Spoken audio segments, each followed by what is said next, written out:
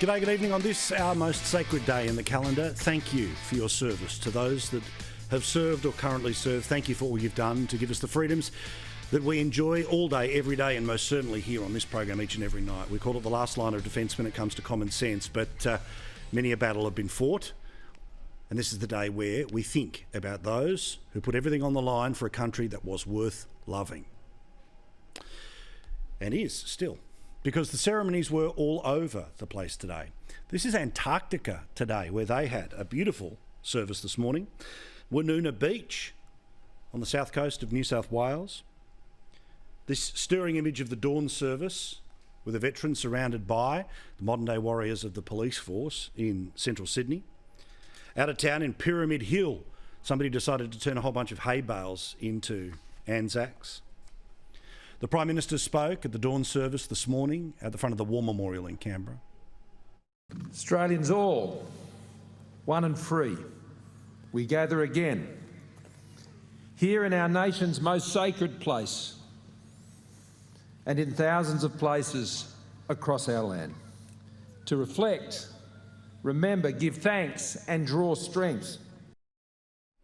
Those beautiful marches that made their way through so many suburbs in the early hours of this morning, or the main street of our capital cities in the middle of the day.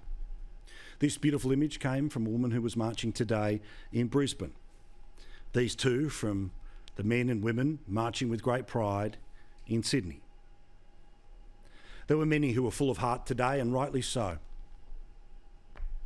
Very exceptionally good to be allowed to be here. I think the nervousness was that how many of us were going to march. We're here, we've made it, and that's all there is to it. We're very proud to be here. Fantastic to be able to march again.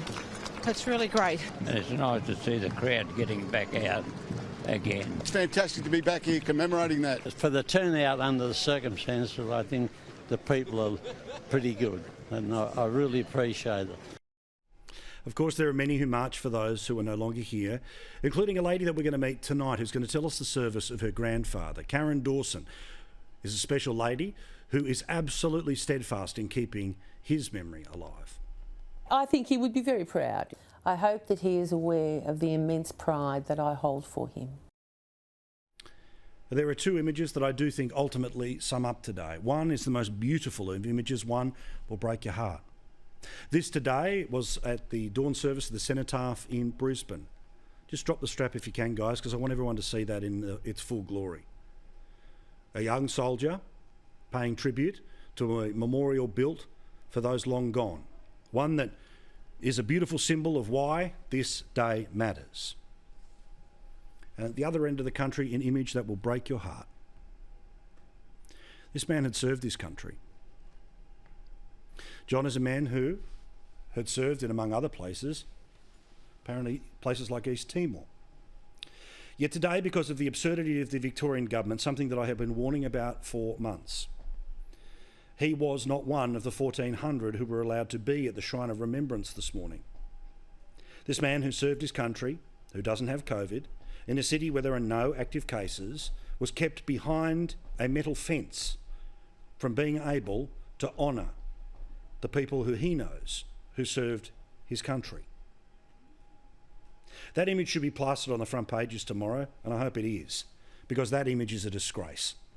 Shame on everyone involved in the decision to limit the number of people who could be at the Shrine of Remembrance this morning in Melbourne and any other service around Australia. I'll talk about the idiocy in Western Australia, but this in and of itself is a particular shame, underlined by the fact that just a few hours later, 75,000 people were allowed to go to the MCG, but John wasn't allowed to stand with hundreds of others to pay tribute to true heroes, those that don't serve their footy club, but those that have served their country. One more time, thank you so much to everyone who has, does and will serve this incredible nation, lest we forget more than ever.